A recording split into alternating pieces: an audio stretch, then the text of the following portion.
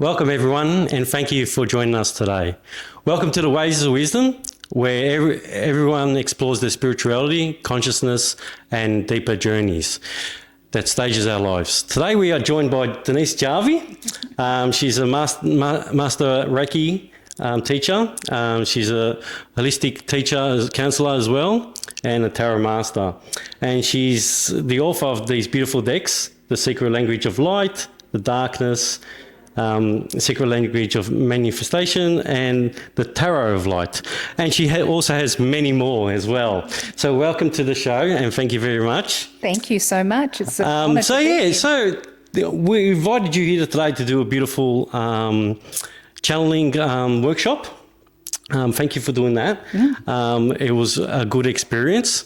And also, I just thought I'd bring you into the podcast to give a bigger, brighter knowledge of what the work you do, and see how you can help everyone in learning everything. Yes. I just want to begin by asking you a question on how did you first get into spirituality? What was the beginning of your journey, really? That's a big question, isn't it? I, at the end of my first marriage, there's been another one as well. I was probably about 29, so around your first Saturn returns, where we tend to see things differently in life. I was suffering through a lot of depression and anxiety, and everything that I thought my life was about sort of had gone away. I had no beliefs anymore. I didn't know what to believe in. And then one day I was up at my local shopping centre and I saw this shop, and they did meditation classes there. And actually, it's so funny because the colour that you have on the walls here is exactly the same colour that they had.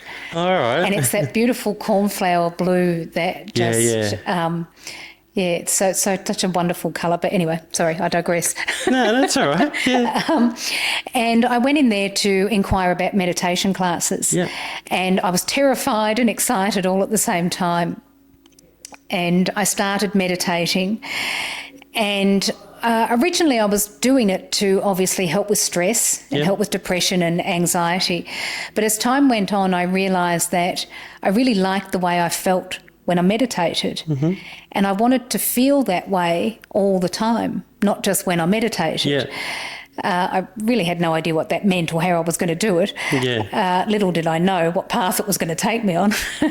But and so what I realised was that I love meditation, but it opened me up to a whole new way of seeing life, of wanting to live my life, a whole new way of how to live my life. And that started from there. And then I did Reiki 1 there, and that was at the Blue Angel Healing Centre, as it was then in Mount Waverley. And then after I did Reiki 1, I thought I need to change my career. I was a hairdresser then. Had been for about 15 years. And so I started studying remedial therapy, because that was the only way we could be a massage therapist back then. So this was in the late 90s, early 2000s. It's not that long ago, but people weren't quite as enlightened as they are today. And so I started doing that, and then a job came up at the Blue Angel Healing Centre for a massage therapist. So I decided to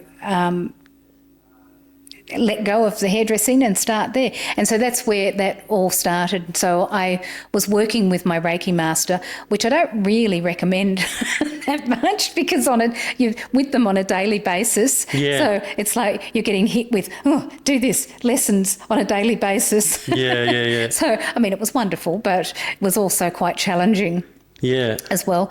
So then I started, everyone took me under their wing there, and so I learnt everything from everyone: tarot, counselling, and obviously Reiki with Martine, numerology, everything under the sun, everything that was there. I was like this sponge that just soaked everything up, and it just went on from there. And then they sold that, and I ended up working with another lady who opened a healing centre in Ferntree Gully, and I was there for a few years. And then I met my second husband and moved to Sydney, where I was for 20 years, and I've only just come back to Melbourne. From hairdressing to spirituality was it's a complete change. I mean, I went from a brickies labourer to owning a crystal shop and doing tarot. So it's funny how like you reach that point where you've gone through a lot, and it just all of a sudden you find this path of spirituality.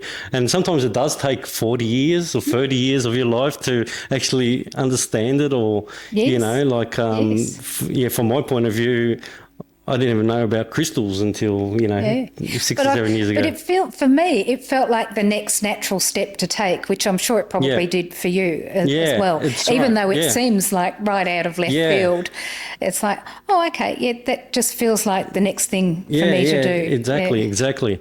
So at what point did you realise this path would become your life's work? Like, did you think... this is it, or just say, I'm going to just try it. If I don't do it, I can always go back to hairdressing, or did you just... No, I'd let go of hairdressing. I decided people kept trying to get me to go back to hairdressing. It's like, no, I'm just, as much as I love the creative side of it, it was, I'd had it with the industry, the beauty industry in general.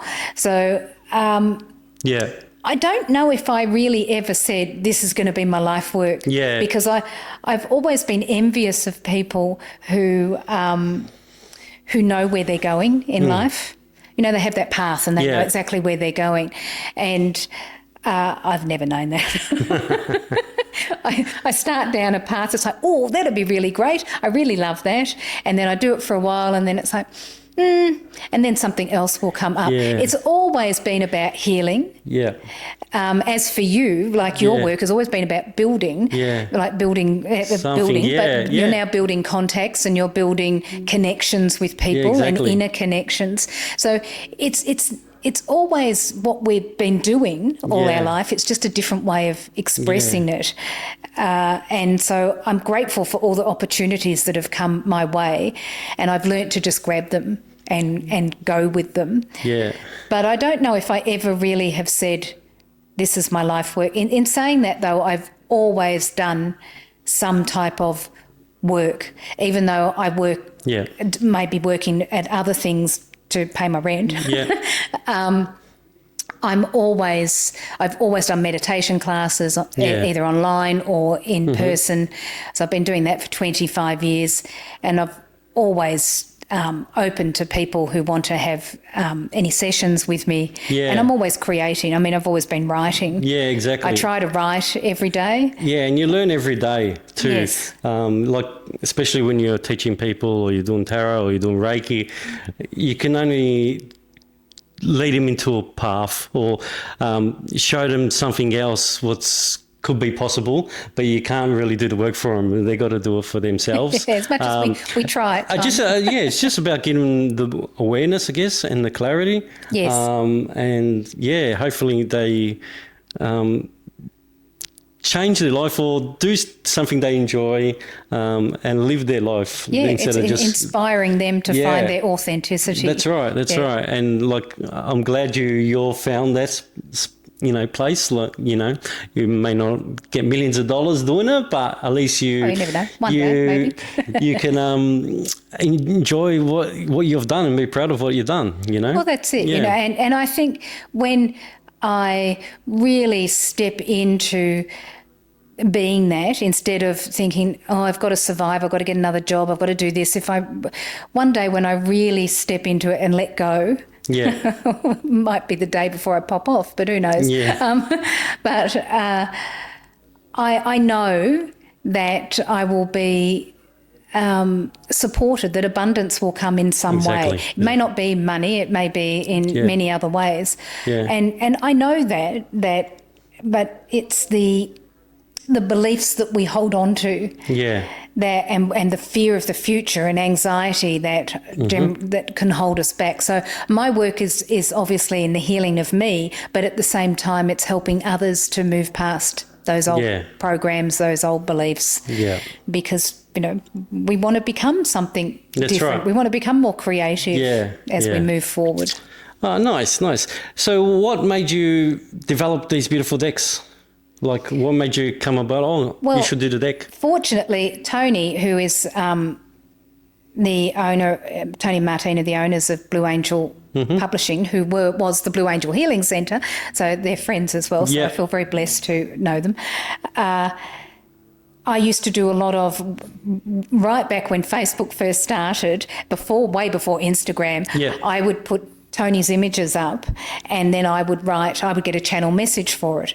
And I did that every day. And then Toni said to me, why don't we take some of those messages and turn them into a card deck? It's like, oh, okay. Yeah. Yes, we could do that. And so that was the Flower of Life, and that was my very first card deck. And that's how that one started. And then Izzy and I, as in Izzy Ivy, who you're having do a workshop here, and she's got beautiful cards of her own. We were looking at collaborating on a deck that was like the second version of the Flower of the Flower of Life with her images. Because fortunately she was a student of mine when I opened a healing centre in Glebe in Sydney. Oh, right. She used to come to my meditation classes, and she was a student, a Reiki student. And so it was, it's wonderful collaboration, and her work is amazing. And so we were working on this, and Toni was, encouraging us to work on it, but it never really gelled. It didn't work because in the end I felt that she had to write for her own deck. And but out of that collaboration came the Secret Language of Light for me, because a lot of my writing that I had been working with that. So then Toni said to me, I've got this artist that we've got his artwork. And he showed me his artwork, and I burst into tears because I'd had 2 or 3 of Daniel's artwork in my house. And he's an American artist, and I just adored them. And I thought, I couldn't believe my luck that I would be working with his. And fortunately, he has been the artist for those 3 decks, which is my trilogy. So The Secret Language of Light, Darkness and Manifestation, and all the art is done by Daniel Holman. So I feel very blessed to have done that. So as I was saying before, when you step into your path, things come to you to support that. Would you say that the light one or the flower is that's so special to you, or which one would you say is more, or they're all the same? I think the one that is most special to me is probably The Secret Language of Darkness, because it took 5 years to write. And I went through my own shadow journey. But when I look at it now and read it now, I can see the richness that came out of those challenges. But of course, the Flower of Life will always be a favourite, I suppose, because it was my first deck. One. Right. And I also wanted to create a deck that people could use at the end of a tarot reading. So they could choose a card, and the message would be on the back of the card. And then that would sum up the energy of the reading. It's kind of different. It's kind of good for like your meditation purposes. Before a Reiki session, you can give someone, you can do all sorts of things with it. So that's, that's every type of deck, he does something different, and I like that about it. Of course. So you said you'd done the tarot light with Toni Carmine. Yes. I just want to ask, like, he does a lot of, I think, like, most of it's a lot of angels. Like, do you have a lot of the feeling come from the angels, or would you say... I have a very different take on that. Obviously, Toni, being Italian, comes from a fairly Catholic religious background. I don't. My family were 10-pound poms from England, so I was very, very young when we came out. So I have an Irish-English background. And we didn't really go to church when we came to Australia. We didn't have any type of religion. So, and I've never really been into the angels like most people see them Yeah. with wings. My angels were extraterrestrial beings. Yeah, cool. Yeah, Cool. they were always my angels. So, but when I went to write that, there are 4 themes that run through Toni's work, which are at that time, which were hearts, trees, angels, and stars. And so they're the 4. They became the 4 suits. So stars, Yeah, right. wands became stars. Hearts, obviously, cups became hearts. Yeah. Pentacles became trees, and swords became angels. And that surprised a lot of people because the swords suit is often the difficult the darker suit. side. Yeah. But my answer to that was, well, often challenges in our life can be angels. It can be a blessing in disguise, can be angels in disguise. And so that's where that came from. It's kind of like the darkness one you got. I do feel like, I guess it's a bit of a transformation thing. Like the darkness has to happen, then you start to transform, sort of thing. Yes. And maybe that's why. Maybe sometimes it's not even done on purpose. No. And like just now, I just thought of like the trees. Like that's even a Leonardo da Vinci painting in Milan. It's all he's done this big tree of tree of life. So he's probably hasn't realised that he's changed the pentacles to trees. Yes. I don't know where he came about to get the trees, but that's something in Italian history as well that he may not know of. Yes. So like these 3 decks complement each other. Yeah, they're my trilogy there. Yeah, I see a lot of like sacred geometry, colours, and vibrations in them. Would you say they actually work in the cards? Like someone can be activated for them? Yes, yeah. Well, that's why I call them transmissions. Okay. So the intention is always that when people work with the cards, that it helps them to find their authenticity. And whether that comes through in colour or sacred geometry or words, that's always my intention. So the secret language of light is the awakening process. It helps to support people as they awaken. But that doesn't just mean we awaken once, because we're always awakening to new perspectives in life. Yeah. So that deck supports the beginning of a journey, maybe. Yeah. And then once we step onto that journey, we then, anything that is holding us back from wanting to live that journey or create the dreams and desires, of course, that's the shadow that comes up to the surface to be healed, because we can't take it with us, and it's often holding us back. Yeah. But I always say the shadow for me is, it loves us so much. It's a receptacle inside of us that holds all of our traumas, our pains, our hurts, until we're ready to look at it, or till we access the tools to be able to work through it. And so the shadow holds it there.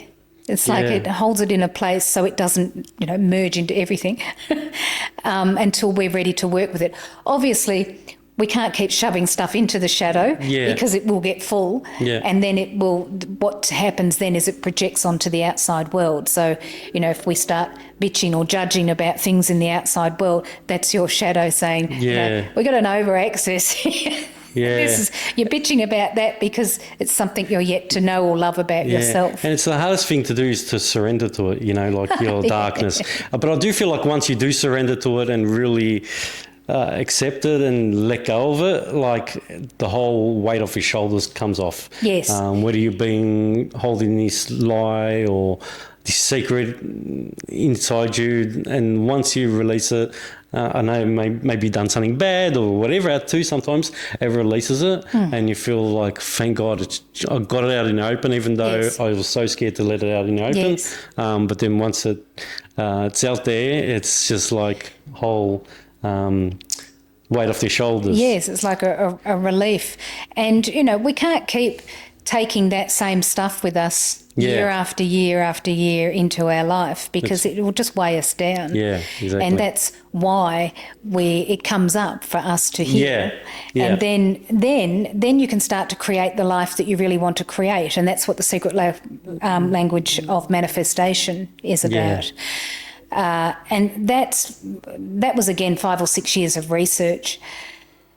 And that goes into dimensions. It goes into many different ways that we create forms, life, and the different theories of life, simulation theory, dimensions as well, all the different ways that we can create in this life. Yeah. So it's quite deep, but all of these decks also have master classes in them. So each card has a message, and then it has a master class. The master classes are specifically designed to do in numerical order. And then it becomes a course. So on awakening, shadow work, and manifestation. You don't need to do that. You can just use them as messages as well. There's a message there as well. But the master classes are made up of meditations to do, actions to take, and journal work. Yeah. So there you go. So you get all free. So to learn and do the masterclass before get all free decks, I do feel like, that'll be worthwhile to do, I reckon. I just want to go over your channeling. Yes.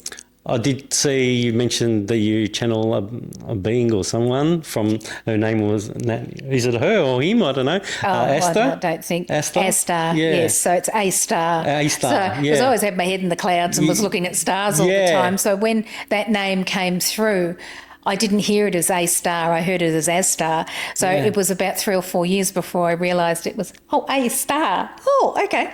That makes sense. But Astar is it's a group of non-physical beings. Yeah. That's probably the best way to explain, because that's what all our guides are. Yeah. And I always say that I go to a place and I call it Shambhala, but I see it as like this platform about here, and I go to there and I sit on that, and then they meet me there. So it's like we meet halfway. Yeah. This is when I'm channeling. Yeah. And whoever needs to answer the questions, that's what I mean by it's a group, it's a collective of non-physical beings, comes and gives the answers for that. Sometimes they make sense, sometimes they don't. Yeah, but that's okay. Do you get a bit tingly on your crown? Yes. I was explaining in the class that I also get this feeling of compression, that I feel like everything in me is being compressed. I'm being pushed into the ground. Yeah. And a couple of other people in the class said they've experienced that as well. Okay. So it just feels like the energy around you is shifting and you're sort of being... I don't know, something's obviously going on with something physiological, but I don't know. Was that achieved, or did you just were meditating one day and all of a sudden, when did it all switch on sort of thing for you? It was more of just, it just came. It just came, And then once, I think I may have mentioned it to my Reiki master, and she said, well, you're channeling. Which, of course, is the same as doing a distant healing in Reiki. That's channeling as well. And it's like, So then I found a book on that, which helped me to make some sense of it. It's very different now. It's easy to go onto YouTube and get lots of information, or go on the internet and get lots of information. Yeah. 20 years ago, I sort of couldn't do that. That's right, yeah. And so it was trial and error. And so a lot of the time I didn't even realise what I was doing. I just liked the feeling of it, and I kept doing it. Yeah, it's funny as you said that. Like, I've just finished my number 2 with Martina also, and it's like I do a lot of tarot. So because I've got a shop, I do, maybe 5 a week. Depends on how many people I get a week. But just in the last 3 months, it's just gone to another level. I get names now. I get this, and I'm like, what the hell? Like, I'm actually I'm start talking about this one girl's grandfather, and all of a sudden I know the name of the grandfather. Like, And I do, like, as you said, like, I don't know where it comes from, whether it's the grandfather that's telling me, or it's my higher self, or spiritual beings. I don't really know. But I do get that feeling above here, tingly side of things. And I do get the sensation of someone's in the room on my head a lot. Do you have any idea where those come from, or just like... Well, I think that everything that we see in the physical world is first non-physical. Yeah. So everything starts with a dream or our imagination. So there's two worlds. There's the non-physical and there's the physical. And it's like everything is...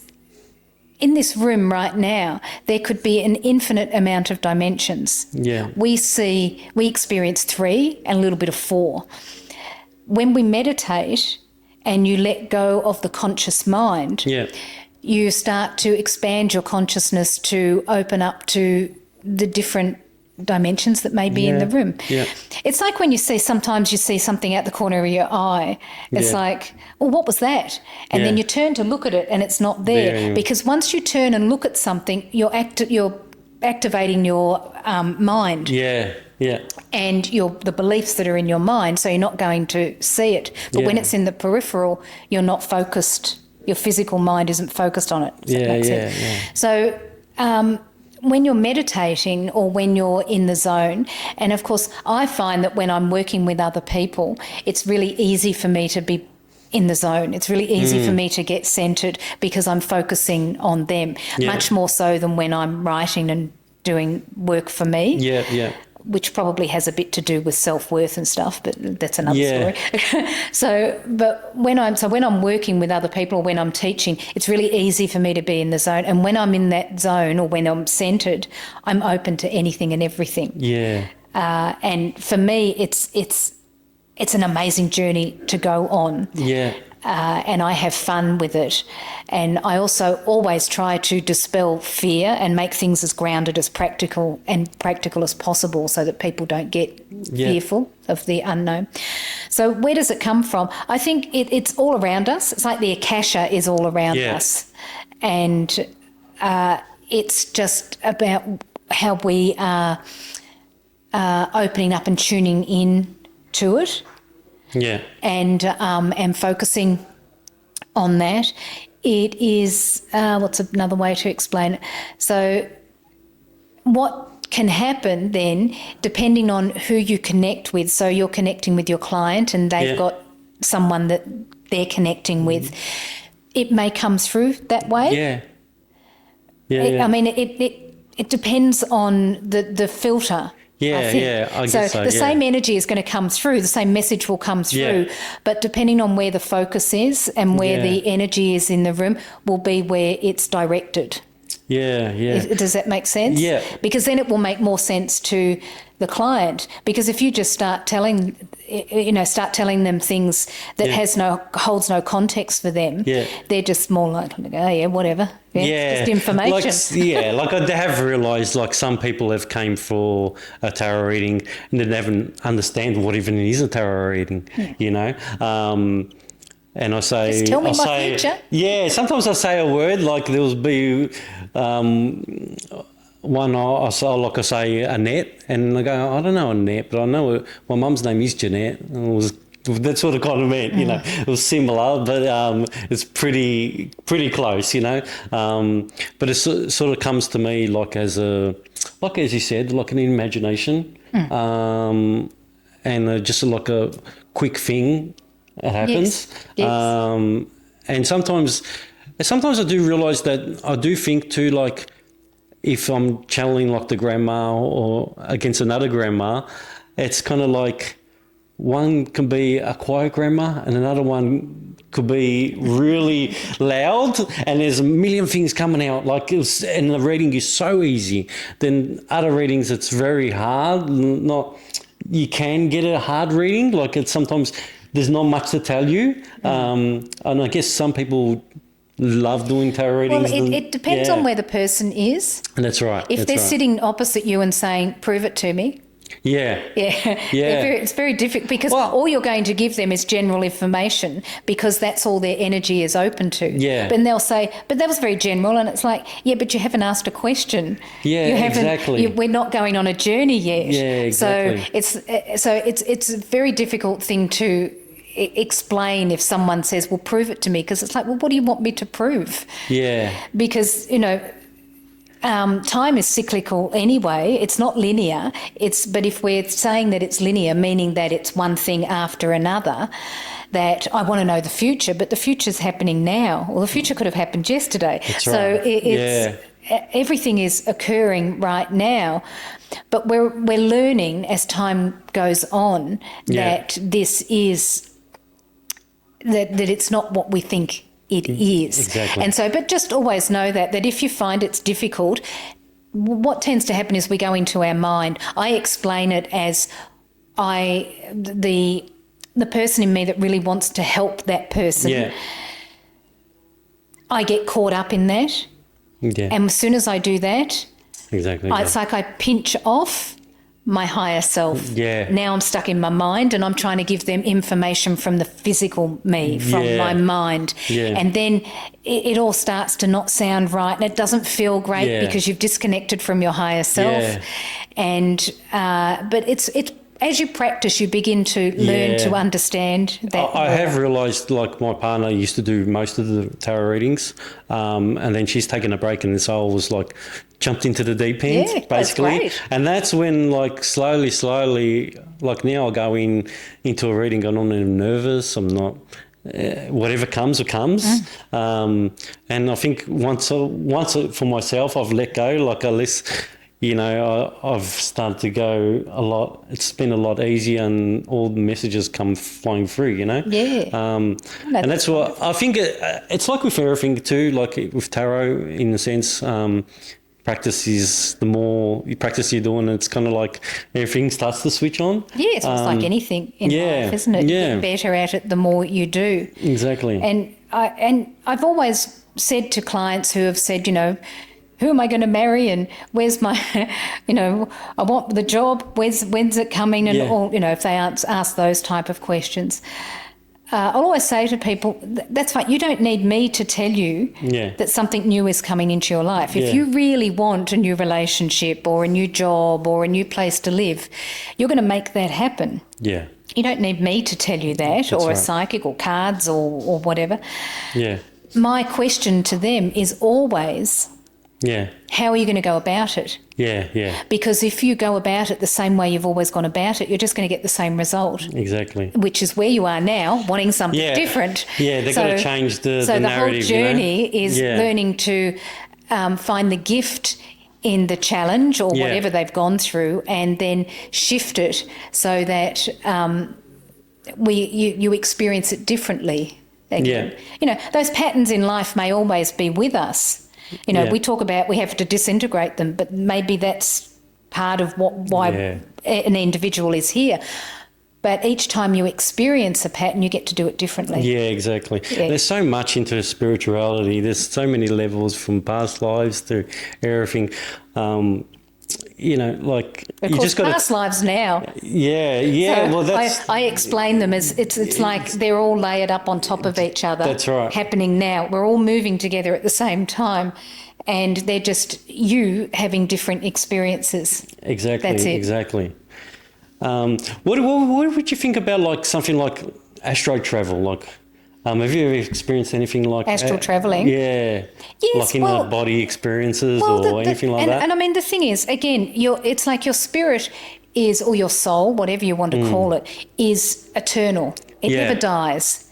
It is that part of us that is always here, and you'll always know who you are. You'll always recognise yourself. You might be a light bulb, you might be a streak of light, you might be a colour, you might be a human, you might be an animal, you might be somewhere else in the universe. Yeah. But you'll always know who you are, you'll always recognise you. Yeah. This life, where we're living right now, where we've created these human bodies, because here on Earth we get to create things into the physical. Yeah. Because if you're light... everything is light. Yeah. It's oneness. So we need the light and dark of this reality in order to create things into the physical, because once it's created into the physical, then we can see it and touch it and cuddle it and lick it and do whatever you want with it. Yeah. And just see things and think, oh, I created that. Yeah. And whether that be a thing or whether that be something in your life or a relationship, whatever it is. And so when we're astral travelling, all you're doing is reconnecting to that part of you, the soul. Yeah. Yeah. And because it's everywhere, because, everything is everywhere all at once. Yeah. So you are everywhere all at once. Yeah. It's just there's a part of you focused in this physical body. Yeah. And it's hard because physicality feels so physical that it's hard to realise anything else. So when you're astral travelling, you're remembering, yeah, I'll say remembering, that part of you. You're going on that journey with you and realising that you're not just a physical body. Yeah, exactly. That you are so much more than that. Yeah. So we all probably do it as soon as we go to sleep. Yeah. Our dreams and everything. Yeah, and I mean, we just don't notice it. Dreaming is really about, because dreaming is sort of moving into the fourth and the fifth dimension, but it's like you're flying over all the timelines that you have lived. Yeah. And so that's why sometimes in dreams you might be an animal or you might be something else. You sort of recognise yourself because you're experiencing all these different timelines. Yeah, exactly. And so it's like we get ourselves ready in our dream world to live our physical world as well. Nice. So that's what nightmares are about. You can live it in the nightmare, and so you don't have to live it in your everyday life. That's right. So is there anything else on the cards, like anything else developing in the future for you? Or? Oh, yeah, I've got a new card deck coming out on emotions. Okay. That's coming out this year, and I'm writing another one at the moment to do with nature and to help us to be grounded in nature, not so much hippie stuff or anything like that, but just because we're letting go of our connection to the earth. Yeah. Our technology is sort of moving us away from that. I love technology and I love working with it, and there's nothing wrong with it. I work with AI and all sorts of things. But we don't want to hand our power over to it. Yeah, exactly. And we are also not part of nature. We are nature as well. We forget that. Yeah. And that the earth, we all need to be working in conjunction with each other. Yeah. To be able to move forward. So that's where that project is at the moment. It's just in its infancy. Yeah, it takes a while. It takes a long. Well, it does for me because I have this idea, and then you get more ideas. Then my editor will just go, "Well, that's a load of crap. What are you writing there now?" And like, all right. Well, let me reframe that and let me look at it again. So there's a lot of work that goes into it. For my process, there's a lot of writing and rewriting and rewriting and rewriting. Well, thank you, Denise, for coming on the podcast and sharing your wisdom and journey and your inspiration and your beautiful work. And I hope everything goes good for you in the future, and we get to see your new decks and everything. And I'm glad you're helping everyone with your workshops and everything else you're doing as well. And I also just want to say thank you to everyone who's been watching the episode of Waves of Wisdom. I hope you enjoyed the conversation with Denise, and I hope it inspired you and your intuition and explore your spiritual path. If you enjoyed this conversation, please like, subscribe and share this channel with more people, and we can discover these powerful teachings together. Yes, I thought just stay curious, stay connected, and hopefully you keep riding the waves of wisdom. Yes. Thank you, Denise. Thank you so much. See you. Bye.